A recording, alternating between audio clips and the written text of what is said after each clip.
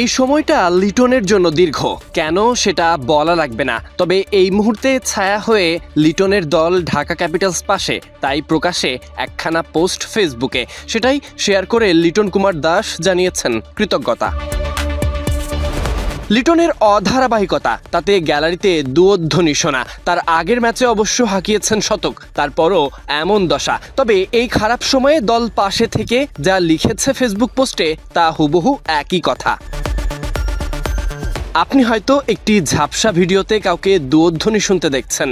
আমরা দেখছি একজন জাতীয় নায়কের বিপিএল ইতিহাসে দ্রুততম শতক হাঁকিয়ে রেকর্ড গড়া পার্টনারশিপের অংশ হয়ে ওঠা। আপনি সমালোচনা দেখেন, আমরা দেখি একজন তারকা ব্যাটারের দেশের সবচেয়ে বড় ওয়ানডে ইনিংস খেলা এবং দেশের হয়ে টেস্ট র্যাঙ্কিংয়ে ব্যাটার হিসেবে সর্বোচ্চ স্থানে আসা।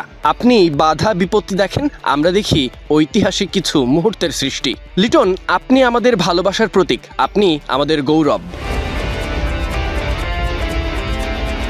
আর তার রিপ্লাইতে লিটন যা লিখেছেন তা ইংরেজিতে, তবে তার ভাবার্থ শ্রুতিমধুর। আমার দল ঢাকা ক্যাপিটালসের এই অনন্য অঙ্গভঙ্গিতে আমি সত্যিই মুগ্ধ। সকলকে ধন্যবাদ জানাই যারা আমাকে এবং সমস্ত ক্রীড়াবিদদের সমর্থন করেছেন। প্রতিটি উত্থান পতনের মধ্যে আপনার বিশ্বাস আমাদের জন্য অমূল্য। মূল কথা, কোনো ক্রিকেটারের বিপদের সময়ে দলের এভাবে পাশে থাকা খুব কম সময়েই দেখা যায়। তবে এবার বিপিএলেও দেখা গেছে, আর তা শেয়ার করে লিটন তার অনুভূতি প্রকাশ করেছে। ক্রিকেটার এবং ক্রিকেট দলের এমন মেলবন্ধন আলাদা কিছুই তুলে ধরে।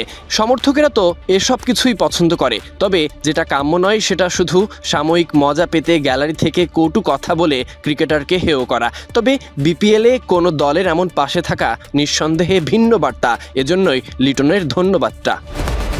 Sadiq Ahmed, Sunny, BD ক্রিক time.